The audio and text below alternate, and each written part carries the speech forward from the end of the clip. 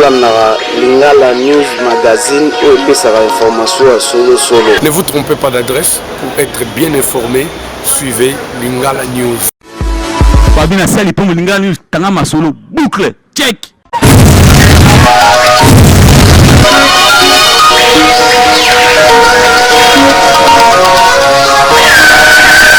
Ebele ya ba mama oyo bomoni bango awa na parti ya INC place ya kocha lokolo ezali te pona esengo ya komona président na bango honorable Vital Kamerhe libération na ye esalaki bango esengo mingi pe bazangaki maloba te na micro ya Lingala News.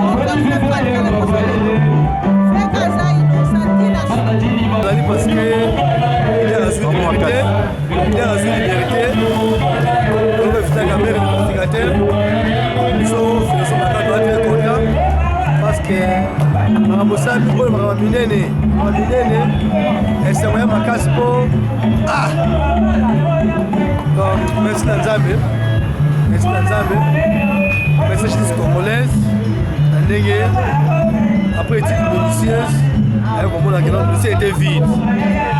Mais même à des fois, déjà. On tient comme un voilà le qui vient pour la justice, pour l'acquittement définitif. Dans le qui vient, pour la bonne délit, j'ai la première étape là, et c'est la deuxième étape, pour l'acquittement définitif, donc c'est là. On tient comme un quand l'image qui est ramée, qui va la mais la vie secret, il y a SE, mais à la notion art militaire. Tala ndeko, bofongola matoi pe boyoka. Révélation ya pasteur célébré oyo na Kinshasa. Oyo babengi pasteur Denis Lesi. Pona libération ya président honorable Vital Kamerhe, le pacificateur, l'homme de Dieu, mwana mboka. Pasteur Alobi Boye na micro ya Lingala News. J'ai vu un papier, na moni batonso sepela na tuni nini o kamera bi. Batu Congo mobimba batu anese.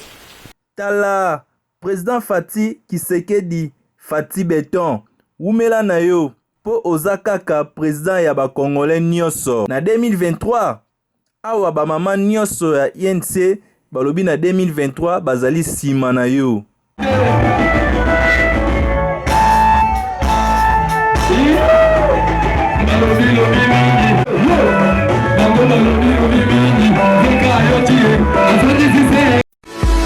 Babina Sali pour Lingala News, Tangama Solo, boucle.